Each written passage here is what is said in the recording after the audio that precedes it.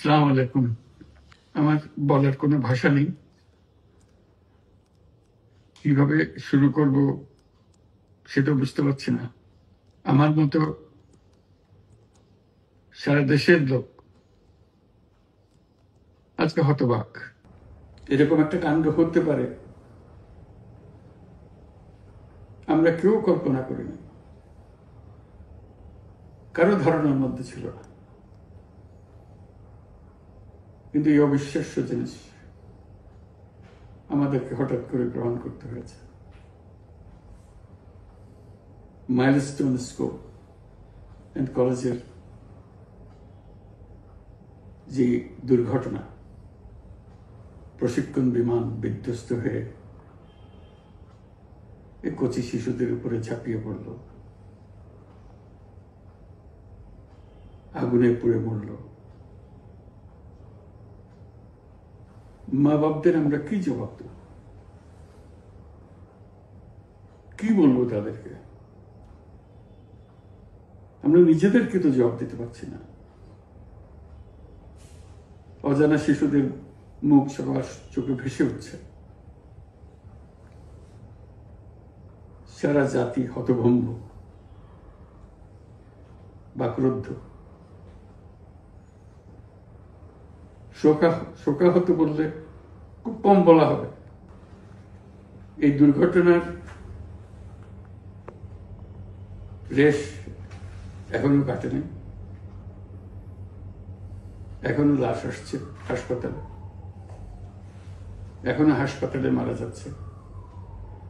মা বাবা এখনো খোঁজ নিচ্ছে আমার সন্তান কোথায়, তাকে আর কোনোদিন চেনা যাবে কিনা।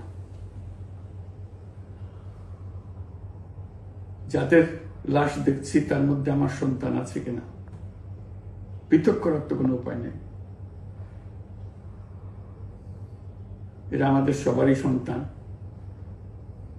হঠাৎ করে চিরদিনের জন্য চলে গেল। আমরা অবশ্যই তদন্ত করব, তদন্ততে তারা ফিরে আসবে না। আমরা চিকিৎসার ব্যবস্থা করছি, সবাই ঝাঁপিয়ে পড়েছে, সকল হাসপাতাল, সকল মানুষ ছুটে আসছে। আমরা সবার কাছে অনুরোধ করছি, হাসপাতালে ভিড় করবেন না, কারণ যারা আহত তাদের জন্য এটা ভালো না। তারা তাদের শরীরে রোগ প্রতিরোধের শক্তি নেই। আমরা ভিড়ে থাকলে আমাদের শরীর থেকে কি রোগ তাদের মধ্যে ছড়িয়ে পড়বে তা বলা মুশকিল। কাজে দূরে থেকে দোয়া করেন সবাই। আমরা বাবা মা আত্মীয় স্বজন সবার কাছে আমাদের সহানুভূতি জানাচ্ছি। বাংলাদেশের যত সন্তান আছে সবাই আপনাদের সন্তান। আমরা নিজেদের মনকে সান্ত্বনা দেওয়ার চেষ্টা করুন। আমরা সবাই নিজেদের মনে সান্ত্বনা দিচ্ছি, কিন্তু আপনাদের সান্ত্বনা বিরাট ব্যাপার।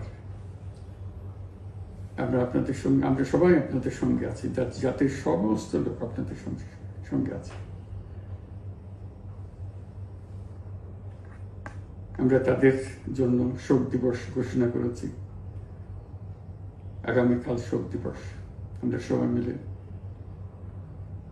তাদের কথা স্মরণ করব, তাদের আত্মার শান্তি কামনা করব। আজকে থেকে সবাই তাদের আত্মার জন্য, তাদের রুহের জন্য মাগফিরাত কামনা করব। আল্লাহ আপনাদেরকে শান্তি দিন। আমাদের জাতির সবাইকে, যারা এই দুর্ঘটনায় বিধ্বস্ত, সবাইকে আল্লাহ শান্তি দেন। তাদের জন্য দেশবাসী সবাই আমরা দোয়া করছি। আল্লাহ এই শিশুদের জান্নাতবাসী করুন। খুদা হাফেজ।